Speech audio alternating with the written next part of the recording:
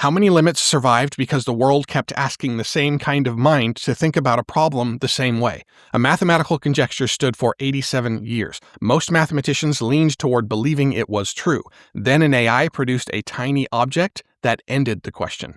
Today's stories carry wonder and friction together, and they also make one thing clear, and it's the claim I'll stand behind. Persistence never proved permanence. Some boundaries we treated as fixed were really gaps in capability, access, or imagination. Those gaps are beginning to close in ways that we can now check, measure, and share. Come with me, let's get into it. On July 19th, Harvard mathematician Levent Alpuga announced that Claude Fable 5 had produced a counterexample to the three-variable Jacobian conjecture. The counterexample is 216 characters long. That tiny mathematical object ends a search that began in 1939. That's when Ott Heinrich Keller first posed the conjecture. Stephen Smale later placed it on his 1998 list of the century's great open problems. The conjecture concerns a certain class of polynomial maps. It says that those maps must always be invertible. So for 87 years, the field leaned toward believing that claim. Claude Fable 5 found one well-formed object that breaks it in three different variables. That is the power of a counterexample. A long proof has to support every step in a chain. A counterexample only has to exist and survive inspection. Once people verify it, the universal claim falls. Chris Bowman-Scargill of York explained the difference through the history of Fermat's last theorem. That result required roughly 100 pages of built mathematical structure. Here, one compact construction answers the question outright. The two-variable version may still hold. The broader conjecture, as mathematicians understood it, does not. And people can verify this result with unusually little friction. Earlier this month, OpenAI said that GPT 5.6 Sol Ultra had produced a proof of the cyber double-cover conjecture. That claim remains unverified. A long proof may contain an error somewhere buried in the many steps. The Jacobian counterexample, though, is different. Mathematicians can inspect the object directly. The result does not depend on trusting Anthropic, Claude, or a benchmark. Anyone capable of checking it can access the knowledge. Timothy Gower said this was the first result from a language model that was large enough for him to have very definitely heard of it. Abhishek Saha over at Queen Mary called it probably the biggest conjecture that AI has played a significant role in so far. So listen closely to what changed. Humans had the conjecture. Humans built the surrounding field. Humans knew what a valid counterexample would need to do. They were missing the object itself, and Claude supplied that object. Ivan Fensenko over at Westlake described another kind of compression as well. Work that looks like a master's project today could have required a doctoral effort within recent memory. Now, stretch that across 87 years. Generations of mathematicians lived and died while this problem remained open. Then one machine-generated construction closed the distance between an open problem and a checkable answer. Now, the collaboration went both ways. After a conjecture fell, GPT 5.6 proposed a refined version to actually replace it. AI is beginning to help at both ends of the research here. It can find an answer and form the next question worth asking. Anthropic, the same company behind Fable 5, also secured final approval for a $1.5 billion settlement over pirated books used to train its models. Both facts, of course, belong in the record. The mathematical result still stands on its own, though. A field kept one proposition open for almost a century. An AI partner found the object that closed it. And because the answer is compact and checkable, nobody has to simply accept the model's authority. The authority belongs to the mathematics. All right, shifting from a result that anyone can verify, we move to a model that anyone can download. That change in access is exposing a much less elegant argument in Washington. Moonshot AI's Kimi K3 is free, Chinese, and open weight. Users can download the trained model file and run it on hardware they control if it has sufficient compute. On artificial analysis, Kimi K3 reportedly ranked second overall behind the closed Fable 5. It reportedly beat Opus 4.8 and GPT 5.5 on most tasks in that evaluation. It trails the closed leader overall, but what stands out is how close a downloadable model now sits to paid American systems. Over the weekend of July 18th and 19th, that performance became a policy crisis. Some of the administration's AI advisors now want to fence out cheap Chinese open models. The administration is reportedly considering restrictions on Chinese open weights. Dean Ball, an OpenAI advisor, floated a plan to manufacture regulatory fear around open models. Then he retracted that. That sequence clears up some of this ambiguity. Advisors were discussing how to produce fear in service of a policy goal. They've proposed data protection, implicit bias, and guardrails as reasons for a fence. Each deserves serious examination. Repetition by several powerful institutions does not turn any of them into a safety finding, of course. One advisor even circulated cases where American companies turned to Chinese models because U.S. systems refused legitimate security work. So, some of the evidence in this debate shows that open models are expanding access to lawful capability. A Georgetown researcher focused on China put the core question this way: why should the U.S. government use its weight to shield American companies from competitors based on their origin? That is the commercial exposure sitting underneath the safety language. U.S. labs have spent enormous sums training closed systems. A free model near their performance means they may get smaller returns on that spending. Users can download capable intelligence, adapt it, and run it themselves. That weakens the subscription gate.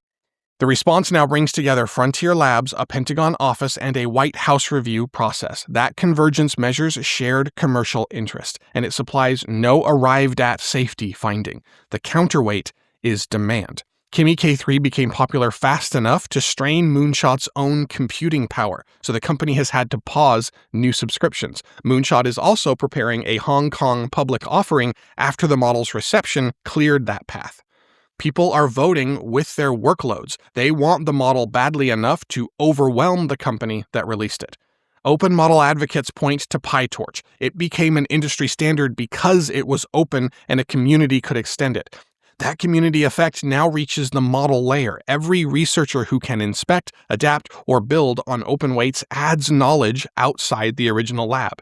And the research center of gravity follows the work that people can access. Half of the papers read by U.S. graduate students now come from Chinese institutions. Now, that doesn't make every Chinese model safe, of course, but it does show the cost of treating origin as a substitute for evidence. The deeper fear is that AI research is moving toward the people who share their work. A closed lab can spend more, arrive first, and charge for access. An open release lets thousands of other researchers begin from the same point. And that's difficult to contain because, unlike closed models, value grows after the file leaves its creator. So you can look at closed models like buying a really nice car and open models like buying a house. Only one increases in value over time. Kimi K3 has made the policy split clear. One side sees cheap, downloadable intelligence spreading across borders. It wants a fence. The other sees a research commons gaining another capable foundation. The fence protects a market position, but the open file broadens who can participate and again improves the field for everyone. The next story carries the cost of that expanding capability. On Monday, a court put a historic price on one part of the extraction that helped to build it. Federal Judge Araceli Martinez-Olguin gave final approval to Anthropic's $1.5 billion copyright settlement. Legal observers describe it as the largest publicly reported copyright settlement in U.S. history. The settlement covers an estimated 500,000 works, so that comes to roughly $3,000 per work shared among the rights holders. Now, many authors consider that figure insulting. Anthropic put their work in its library without consent, and then the legal system assigned each book a small fraction of the total value created around the models. That grievance, of course, is real, but so is the legal distinction at the center of the case. Judge William Alsup issued preliminary approval before retiring. He split the dispute into two different questions. The first asked whether training a model on copyrighted text can qualify as fair use. Alsup sided with Anthropic on that one. The ruling became a major turning point for the industry. The second question asked where Anthropic got the books.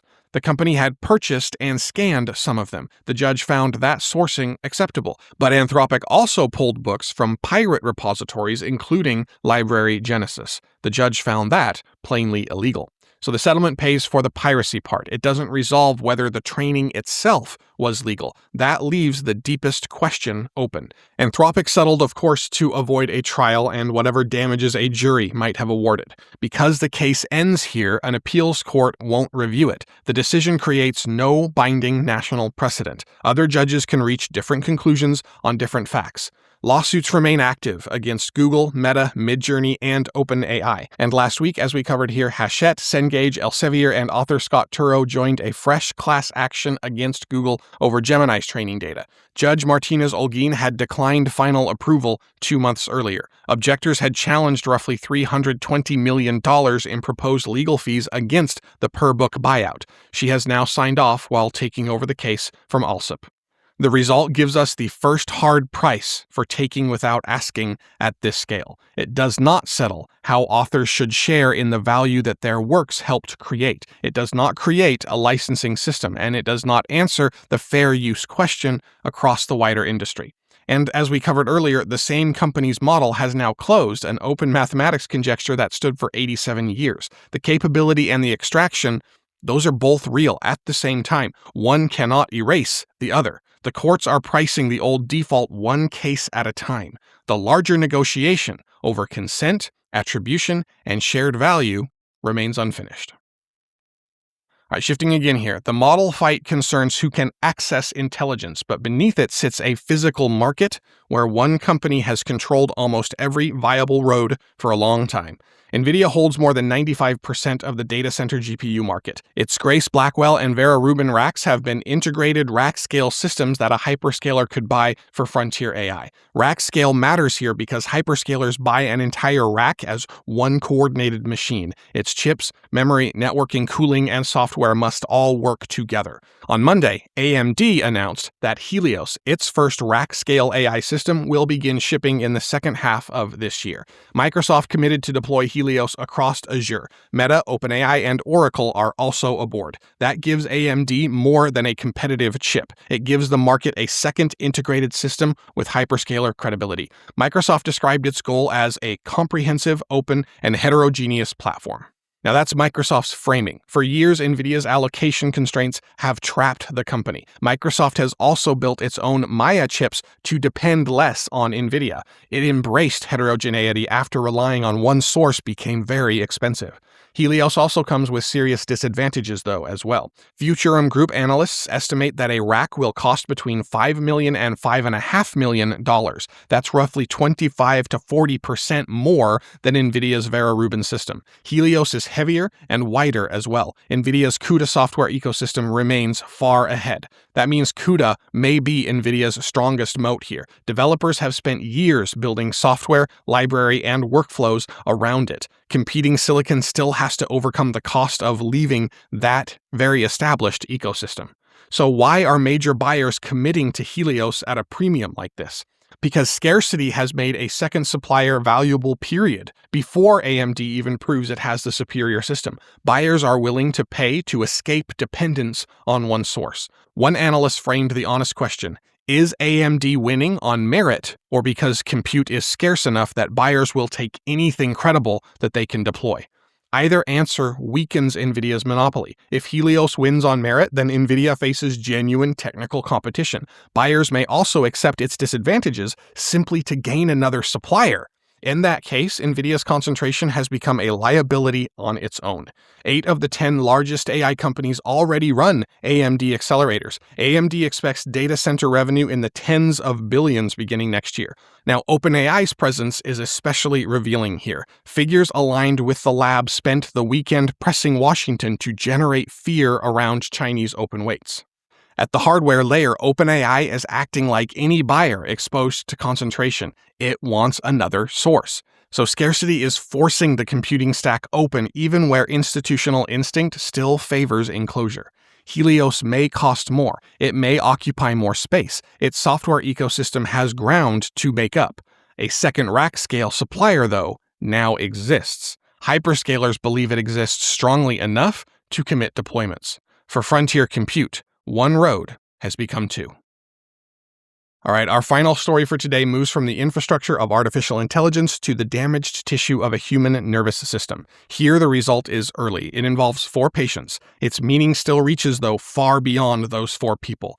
A first-in-human phase 1 trial published in Nature Medicine transplanted neural stem and progenitor cells into 4 men with complete cervical spinal cord injuries. The men ranged from 26 to 66 years old. Each had a complete injury between the C4 and the C6 levels. Researchers created the transplanted cells from induced pluripotent stem cells, or iPSCs. These start as adult cells. Scientists reprogram them into an embryonic-like state, and that allows them to become other cell types. In this trial, they became neural stem and progenitor cells.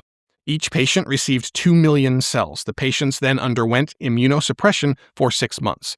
The trial's main purpose was to test safety, and it met that goal. Researchers followed the patients for between 2 and 4 years, and no tumors formed. That finding addresses the central worry with any iPSC-derived therapy. Cells that can become many different tissues can also grow in dangerous ways, and in these 4 patients, the tumor-free follow-up addresses that specific risk. And then came the secondary result. After 1 year, the median motor score had risen by 13 points. 2 of the 4 patients improved on the Asia impairment scale. That scale runs from grade A, which means complete injury, through grade E, which means normal function. 1 patient moved from A to C, and another moved from A all the way to D. Some historical datasets put that degree of recovery in the low teens among broadly comparable cases. Investigators reported it in 2 of 4 participants in this trial. That's 50% rather than the low teens. 4 patients, though, still remains just 4 patients. A tiny study can produce a striking result that fades when researchers test it in a larger group. The researchers are clear about the limits of the evidence then. The trial establishes safety and it supports a larger study. They do not claim efficacy yet. That discipline makes the signal that they observed more meaningful, of course. The researchers measured motor improvement and stayed precise about what they demonstrated, which is exactly what you should do. Complete spinal cord injuries have long sat in medicine's fixed loss category. The cells that carry signals across the damaged section don't just regrow on their own. Care has focused on helping people live with the loss. More than 20 million people worldwide live with disability from spinal cord injury. Doctors have told many of them that the lost function was simply permanent. But 4 days ago, you'll remember here on the Century Report, we looked at a double neural bypass. It restored arm strength and touch in a man who had been paralyzed for 6 years. Some gains persisted for months after stimulation actually just stopped. That work used technology to route around lost function and help the nervous system relearn. This trial takes another step. Researchers placed a new cell population into the injury site. That transplant coincided with measurable functional gains. Now, we still don't know whether a larger trial will reproduce those gains. Researchers must enroll more patients, complete regulatory review, and keep monitoring them over the long term. The work ahead will take years, but the category has moved. A complete spinal cord injury produced measurable motor recovery after a cell transplant in a controlled human trial. That is why one phrase fits this moment. Permanent is being reclassified as not yet treated. The phrase describes a boundary in motion. What looked like a law of physiology is now simply a gap in our ability to intervene. This trial begins to close that gap, 4 patients at a time. All right, let's bring it to a close for today. Persistence can look exactly like permanence until the missing method arrives. 87 years made a mathematical conjecture feel true. One checkable object proved otherwise. A complete spinal cord injury belonged to medicine's fixed loss category. 4 patients received transplanted cells. 2 showed meaningful changes on the impairment scale. Nvidia's market share made one computing road feel inevitable. AMD now has a rack-scale system and hyperscaler commitments. Closed American models made paid access look like the natural frontier.